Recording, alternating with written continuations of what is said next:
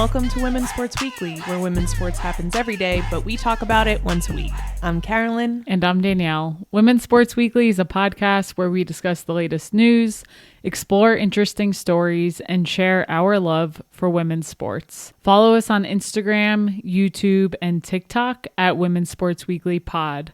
Follow us and rate us on Spotify and Apple Podcasts. And you may have seen on our socials, we are now proud partners with the Women's Sports Podcast Network. Nothing will change on your end for what you receive, how you receive it, anything like that. But we are really excited and happy to be partnering with a network that highlights women's sports. Yes, and there's other podcasts on that network, so check it out. Be sure to give them a follow at WSPN, like Women's Sports Podcast Network, WSPN Official on Instagram. If you're watching us, you can see we are back from New Jersey, so we don't have two men boxing behind us. It's good to be back in Denver. We did have a great week back in New Jersey, spending time with family and friends on the East Coast, and it went so fast. Those trips always go too quickly. The great thing is that we both are from New Jersey and our families are 15 minutes apart. So that's always nice. And that means we're trying to cram in a lot of family time, a lot of friend time every time we go home. Yes, that's right. But it's always worth it. Thanksgiving was a lot of fun. So it was definitely a good trip and filled our cups. Yeah, no Thanksgiving blow-ups. So that's always good. Yeah. I would say a really good Thanksgiving, minus the weather. The weather in New Jersey always stinks. It didn't rain in New Jersey for like 53 days or something. And our family was saying, we're in a drought, this and that. And literally when we landed in Philadelphia, it started spritzing. And I was like, yep. Sounds about right. Every time we land on the East Coast, it's somehow raining. And it rained all day on Thanksgiving. It was really something. We did Thanksgiving with both our families, and my family had over 30 people, a bunch of kids. I counted 18 desserts at the dessert table, which is really, really impressive. I wanted to try each and every one because dessert is my thing. Over the days that followed, I did try to dip my hands in all of the leftover desserts, which was good. And then we got to spend time with your family for Thanksgiving because they start a little bit later. It was all just really nice. Yes. It was also nice to see my family on Thanksgiving Eve. Gone are the days where we would go out hard with friends on Thanksgiving Eve to the bars. Now I value so much more just spending time with family. We went to a nice brewery, got to hang out with our friends' little babies early on Wednesday, and then got to hang out with my family. It was just a lot of fun. I would say your family on Thanksgiving Eve parties harder than what I usually did when I would go out on Thanksgiving Eve.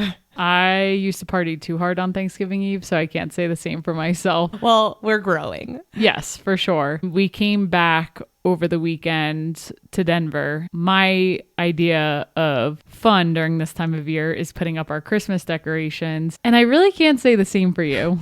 Okay. First of all, I was tired. Second of all, I am a little grinchy about Christmas, and I don't really know why. I do love Christmas. I love the idea of it. I'm not particularly religious, so Christmas to me is not really a religious holiday, but it is a holiday of getting people you love together. However, Christmas music is a rough one for me.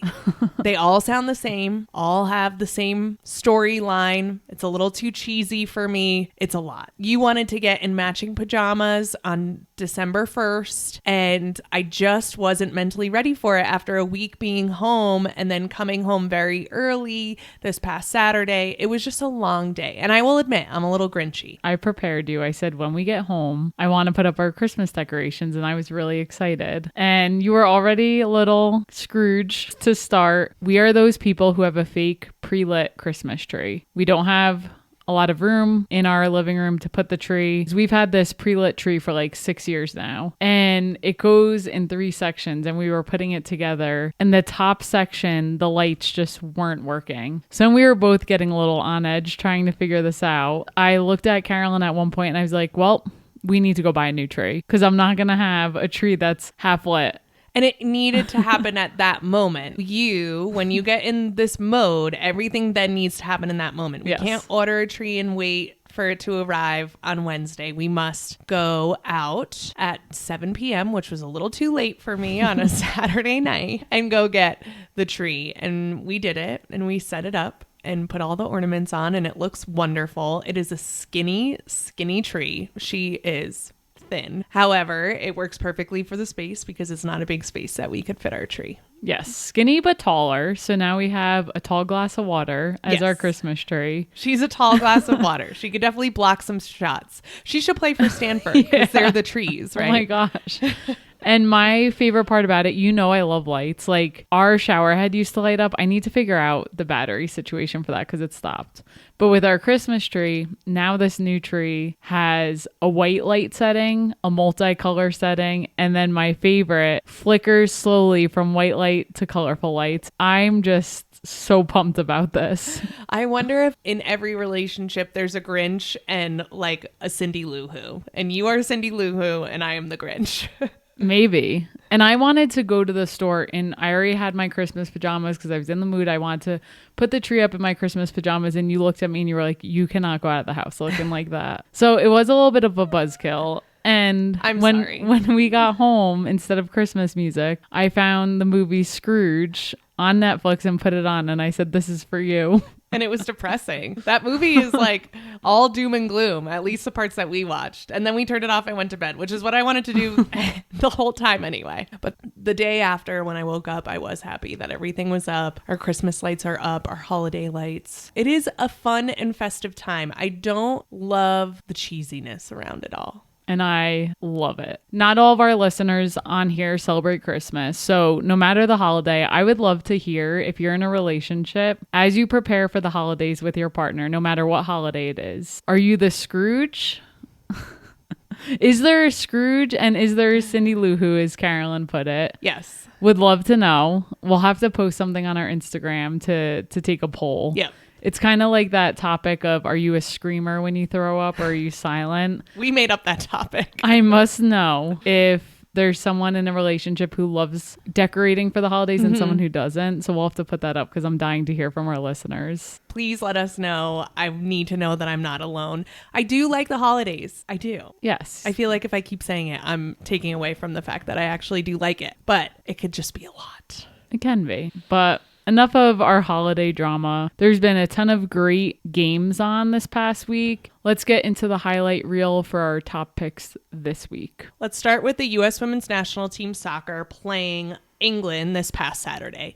U.S. Women's National Team is ranked number 1 in the world after their win in the Olympics. England is ranked number 2. They did not make it into the Olympics, which we could go into a whole spiel about how that works and how it's so difficult for European teams to make it into Olympic play, but they were not in the Olympics, but they are still ranked number 2 in the world. The U.S. Women's National Team was playing at Wembley Stadium in London. Legendary stadium. So cool to be able to play in. There were over 78,000 people at this game. Wow. And you had Emma Hayes, who is back in her home country. Very exciting for her as well. They played both national anthems. She was very proud during each one, which I love. And I do think that this game, I learned a lot watching this game about both teams. So let's start with Alyssa Nair. She announced her upcoming retirement from the international game. She is not retiring from the Chicago Red Stars, but she is retiring from international play after this game against England and the upcoming game against the Netherlands, which is actually today. Yes, I was very sad when I heard that because how can anyone replace her? And I know someone will. I don't know who that someone is, but Alyssa Nair has been iconic, I would say, the past year. She made such great saves in key games, and it's definitely hard to see her go. For sure. And it's true. The U.S. Women's National Team doesn't have a clear replacement. This is going to be something that they're going to have to work on. And credit to Alyssa Nair, she knows that this time is cyclical. And so she's looking ahead and saying, I probably am not going to make it out to 2028 for the Olympics, a couple years from now for the World Cup. So the U.S. Women's National Team needs to start figuring out who that next person is going to be. And it's still not very clear on who may rise to the top to be that new goalie. Question for you. Should I dust off my old oh my God, my old goalie gloves and start Get out training? there, Danielle. You sound like the guys who think that they can beat WNBA players just because they played JV in high school. You know I'm joking. But all I want in my life is to be a wife, a wag, a wife and girlfriend of someone who plays sports. So I'll support it if that's what you want to do. If you count my marathon running, you are one. I'm just going to keep throwing that out there. Do you know that I was so close to making you a sign for the marathon that said, thought I was going to be a WNBA wife? Yet here I am. You should have. Next race, Okay. make it. I'll make it. So back to Alyssa Nair. She is a 2-time FIFA Women's World Cup winner and Olympic gold medalist. She gets another shutout in this game because the game ends in a tie, 0-0. No one scores. Womp womp. You know I hate a tie. Yeah, it's like kissing your sister. Both these teams didn't have some of their best players, notably for the U.S., no triple espresso. I saw an article where it said that the U.S. lacked the caffeine they needed up at the top, which I thought was... That's really funny. See, I say I don't like cheesy, but that's cheesy and I love it. But at the top, 20-year-old Alyssa Thompson, who plays for BFC, did get the start. I thought that she did a great job trying to create goals for the U.S. What I did notice about Alyssa Thompson is that she got pushed around a little bit.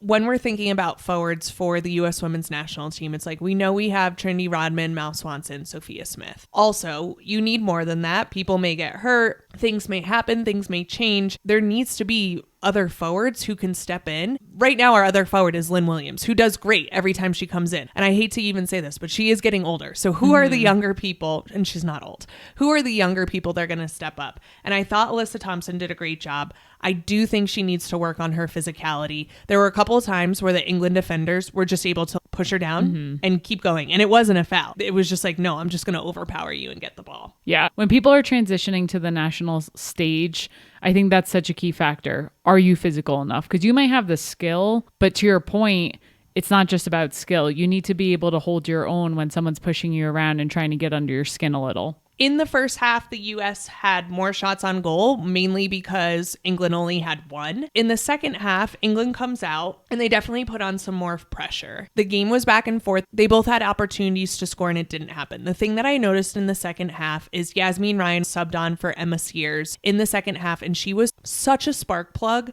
just started to make things happen. And although a goal didn't go in, I was very impressed by how she was playing. And when we're thinking about forwards, I was like, whoa, she really said, like, I need a spot here. So that I thought was very cool. I think the defense for the U.S. is just incredible. Naomi Girma obviously is just so solid back there. I feel like she never makes a mistake. And then you had Emily Sonnet, who's such a veteran, and Casey Kruger, also such a veteran, and this mix of Emily Fox in the back as well. And Emily Fox is a little bit younger, but developing into such a strong player. And I'm like, I don't know who's getting past this back line. And then on top of that, if you do get past the back line, you have Alyssa Nair to go up against. So the defense, I thought, played really, really well. And I thought the midfield looked better than it has in the past. So a lot of good things. This roster is a different roster where they're mixing in veterans and younger players, getting people some more experience at Wembley Stadium. And this England team is a team that they're going to see again, and it's not going to be a friendly situation.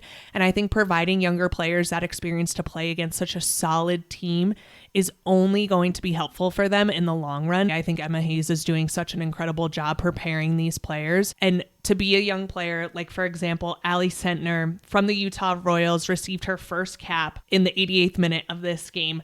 But to get some experience with the U.S. women's national team and play such an amazing team like England, who you're going to see again, I think just builds confidence. They've been here before. And so I was really impressed by that. Both teams were down a little bit on not having the star power that they usually have, and they were so evenly matched up. Although it wasn't a thrilling game, I feel like I learned a lot, and I was like, whoa, I want to see what happens when a little bit more pressure is put on both these teams, and if this experience for the younger players pays off that Emma Hayes was able to implement. For sure. Alyssa Nair receives her 69th career shutout, her 10th this year, which is a calendar year career best for her. Love it. And Emma Hayes remains unbeaten in her first 14 matches with the U.S. women's national team. That's incredible. Let's get into the PWHL. The Professional Women's Hockey League is back in action for their second season. back in action with their new names. I love these names. I love these logos. I think all of them did such a great job.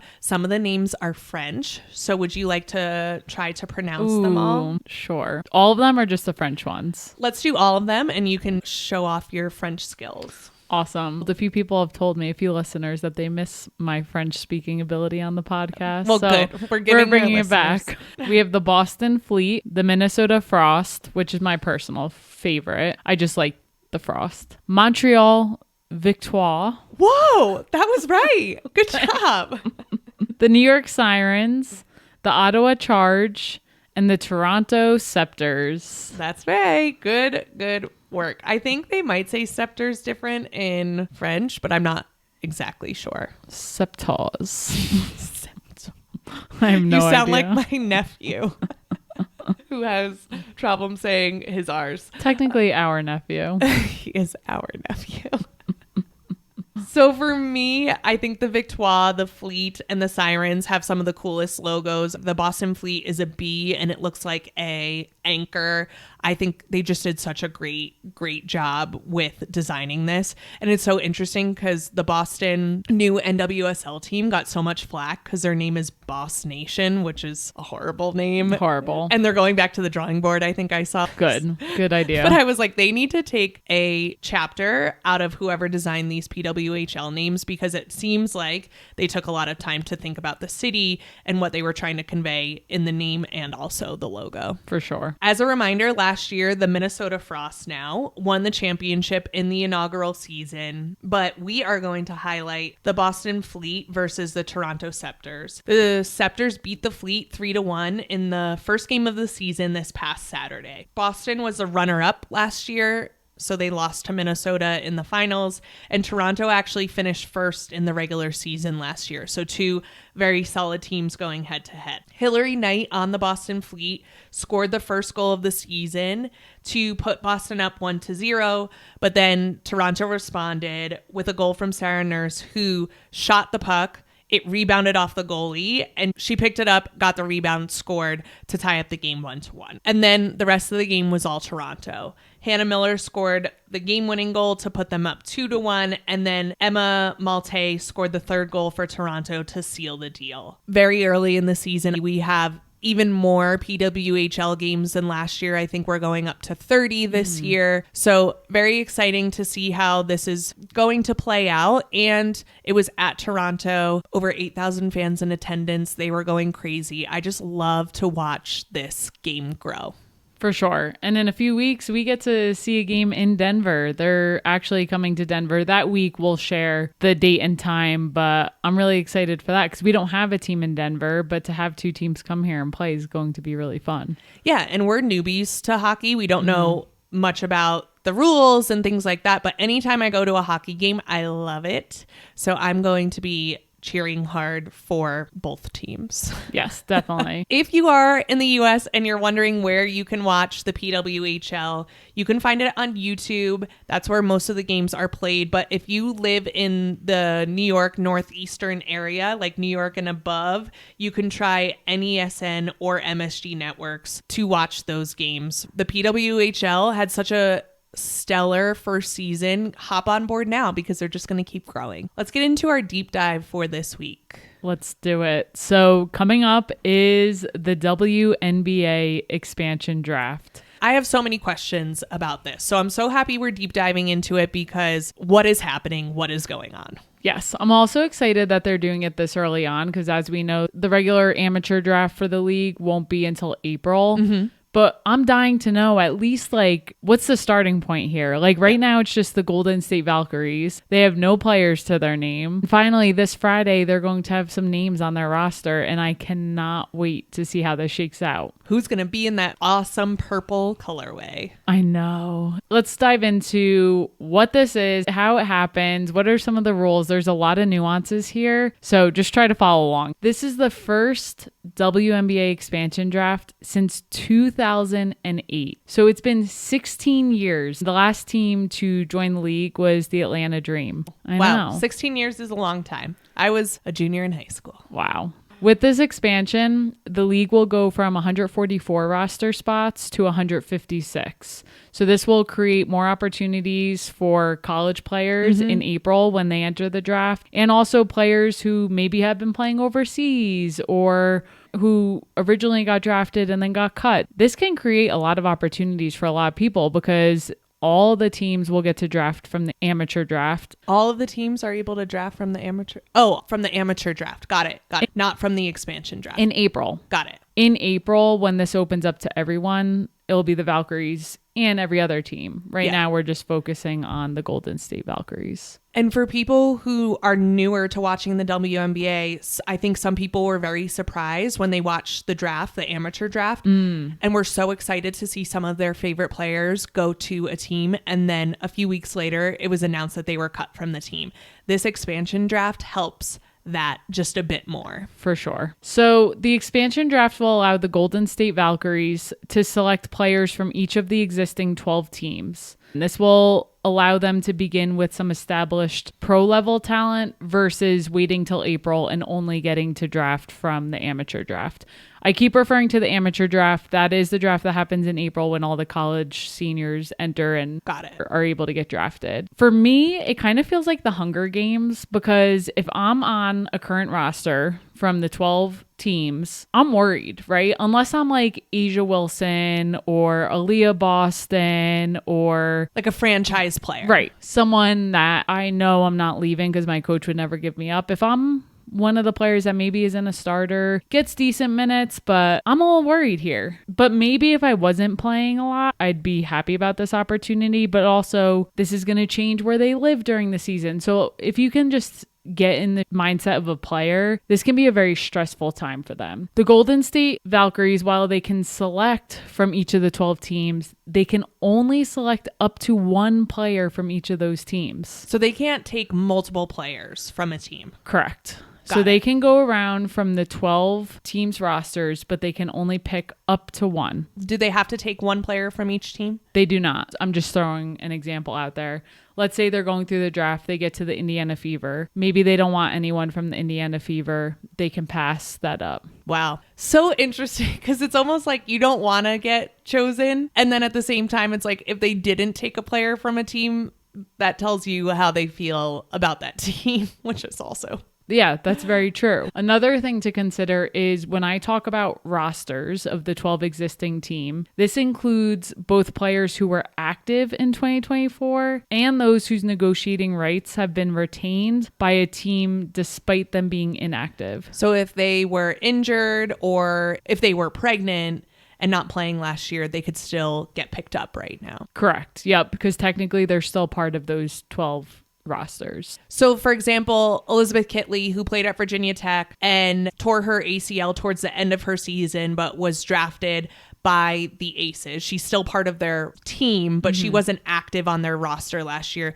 She could technically get picked up by the Valkyries. Correct. Got it. And so are the Valkyries able to just choose anyone they want? Are they going to be choosing Caitlin Clark and Asia Wilson? Not exactly.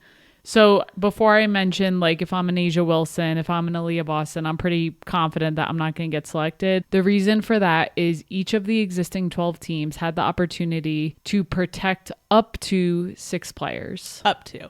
They did not need to protect 6 players, but they had the ability to protect up to 6 players on each of their rosters. Oh, man. I need a reality TV show. I know. This is filled with the drama. I know. They had to submit their protected player list by the end of day last Monday, November 25th. What I would do to get my little fingers on those files. I know, right? So to better understand, I'm going to dive into who they can and cannot draft because I started to explain this a little, but like I said earlier, there are a lot of nuances and I think it's just better to dive into who they can and cannot draft. So the Valkyries can draft restricted free agents that aren't on a team's protected list. As a reminder, a restricted free agent is a designation given to a player who can be offered a contract by a different team besides their former team, but their former team has the right of refusal and can match the offer from that different team. I know, it's a mouthful. It is a mouthful. Okay, so restricted free agent is really difficult to understand. However, they can draft a restricted free agent. Correct. That's part of the roster that they can choose from. The Valkyries cannot draft an unrestricted free agent who has been cored twice. So this includes players such as Brittany Griner, Nneka Ogwumike, Tina Charles, Brianna Jones, Dawana Bonner, and Natasha Howard. This is per CBS Sports. Okay, so what is a core player? I know we've talked about this before, but I don't remember, and I probably gave the definition, and that was many episodes ago. So please tell us what a core player is. Yes. So these are designations mostly given to a team's most talented player. Very similar to an NFL's franchise tag. It can be given to a franchise player to prevent them leaving in a free agency. So basically, since the WNBA's 2020 collective bargaining agreement, players are allowed to be cored just twice. Okay, so these players who are cored twice cannot be drafted by the Valkyries. Correct. It's very complicated. So we're not going to see Brittany Griner, Nneka Ogwumike, Tina Charles, Brianna Jones, Dawana Bonner in a Valkyries jersey. Correct. Lastly, the Valkyries can draft an unrestricted free agent that has not been cored twice, but only one player out of the 12 can be unrestricted. Why do they do this to us? Why? I feel like a lot of these details aren't that necessary, but it's nice to just have an idea. So basically, the unrestricted free agent that the Golden State Valkyries selects can be designated as the Valkyries' core player if they choose to do so. Okay. So we talked about core players. We talked about restricted free agents. What's an unrestricted free agent? This designation is given to a player who isn't signed to a contract or whose previous contract expired, allowing them to negotiate with any team. Okay, that makes sense. So unrestricted free agent. But they can only draft one? Correct. One of the 12 players can fall under that category. Wow. That puts them in a tough position. I know they have a salary cap, so why can't they go after all the unrestricted free agents? That's just strange to me. Yeah, like I said, there's a lot that goes into it. So really quick, as a recap, they can draft restricted free agents that are not on the team's protected list. They cannot draft an unrestricted free agent who's been cored twice. And they can draft an unrestricted free agent that hasn't been cored twice. And only one of those 12 players can be unrestricted. Okay. So you might be wondering, because this is something that I was very curious about, will we know the list of protected players from each team? Yeah, that's what I care about. Who is each team choosing to protect? Right. That's something I'm very curious about, because I am just wanting to know like what mindset are coaches in, because I'm sure this is a difficult decision for them to make. So the WNBA front office is new to this process. As you can imagine, it's been over a decade since they've had to do this. They've had to learn from other leagues. Mm-hmm. The NWSL has gone through this. They shared the list of protected players, and it caused a lot of damage between relationships with the players and the coaches and their teams. Yeah, I can picture, like, you know, in Mean Girls when they're all fighting like wild beast style in the cafeteria. That's what I picture if people were to find out those lists. Yes, because if you're on the cusp and you find out that you weren't protected and then you weren't selected, now you have to stay on a team who didn't want to protect you. And the Valkyries also didn't want you. Right. That's rough. So that causes mentally a lot of damage to players. So the WNBA is choosing to keep these lists private. I say boo. Give me the drama. As much as I want to know, I agree with this statement because, again, I am in the mindset of a player. Yep. That would destroy me mentally. Yes. Yes. And I just would not want to have to go through that. For their sake, I'm really happy that those lists won't be released. And you know how people are on social media. People troll as it is. I just feel like that would create not a good environment. Great point. We don't need any more trolling happening to our WNBA players. I think they get enough. Exactly. So can a current team block the Valkyries from taking one of their unprotected players? So they can try. When the 10 days leading up to the expansion draft, which we're in at the time of recording and at the time this episode releases, teams can offer the Valkyries draft picks or player rights in exchange for the Golden State Valkyries to refrain from picking a certain player. So let's say Sid Colson on the Las Vegas Aces is not protected, but Becky Hammon wants to protect her. Yeah, she's great for the culture, but not one of your standout. Right. She just didn't make the cut for the protected list. Behind scenes, Becky Hammon can go to the Valkyries and offer up a deal for another player to try to protect Sid. In this hypothetical, we don't know who's protected, so we don't know if this is true. But could you imagine you find out that your coach is putting you out there to be drafted to protect someone else? Like, again. And it might not just be the coach. It might be the management as well, because everyone has salary caps that they're working with. Yeah. They're trying to be strategic. They're trying to think long term. And this is also a team you're going to have to play. They don't want to give up any player that they think might be a challenge for them down the road. There's a lot going on behind the scenes, and I just wouldn't want to be a part of it.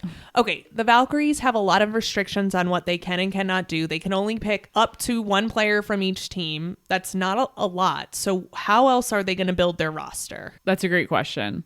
So the expansion draft, as you know, will allow the Golden State Valkyries to begin a foundation, start a foundation to begin with, but they don't need to keep any of the players they draft during the expansion. What craziness. The good thing about this is the rules of the expansion draft will allow the Valkyries some flexibility. For example, if they negotiate and sign a free agent they like better than someone they drafted in the expansion draft, they can then trade that player or release them. So they might actually be taking players that they can then use to negotiate to get a different player from a different team.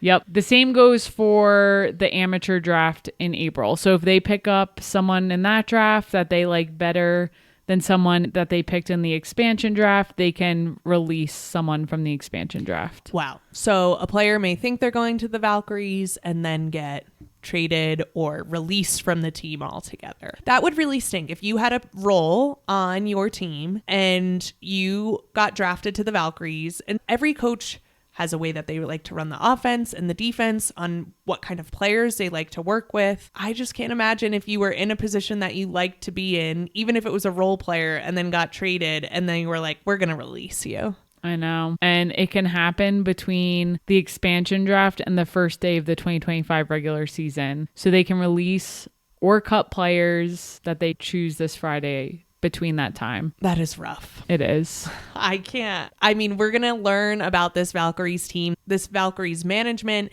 and this Valkyries coach on how they handle this.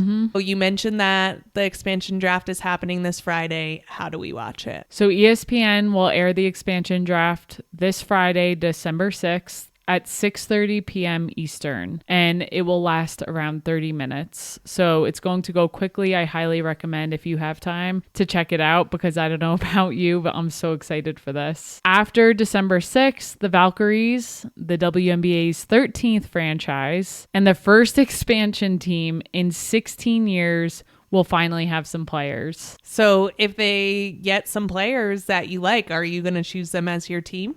I know. This is our chance to start thinking through, who are we going to claim as our team? But we have all the way until the start to see who they add and drop. I know. I know. Be crazy. But we can start getting a feel for how things shake out. And don't forget, this is just the beginning. Next year, this is going to happen again for two new teams. Toronto and Portland will be joining the league in 2026. So around the same time next year, we're going to be talking about this again for two new expansion teams. Yeah, I think it's great because we're going to have more players in the league. And like I said, we've felt in the past that really good players were getting released because there just wasn't a roster spot for them. So I'm very excited about that. And this is going to get messy.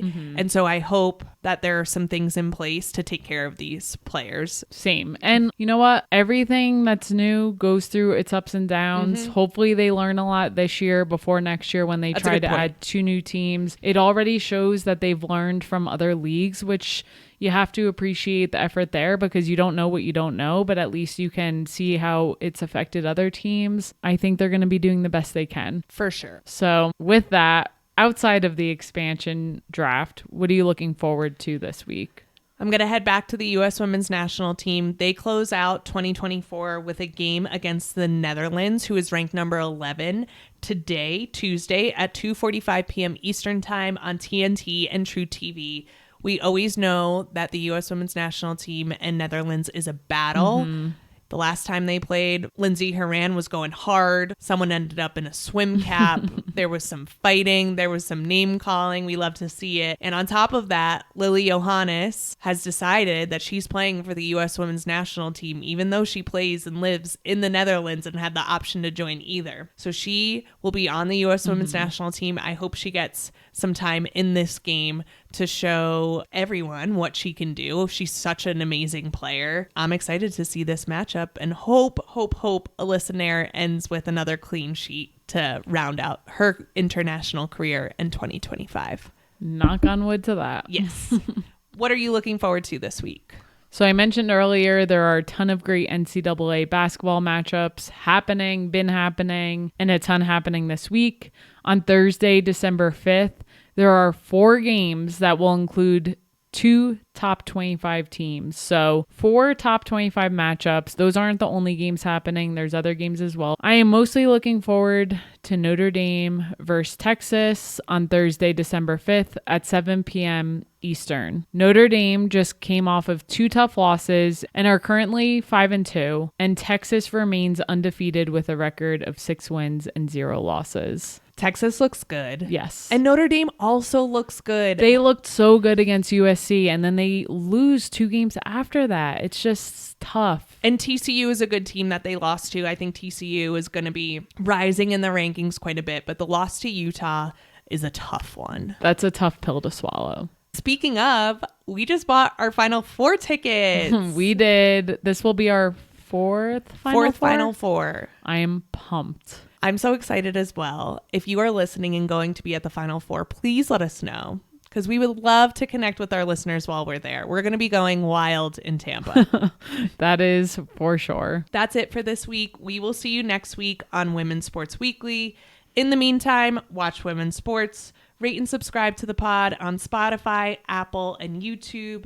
Share the podcast with your friends. Keep sending us topics you want us to cover on Instagram at Women's Sports Weekly Pod. Thanks for joining us. Bye-bye. Bye-bye.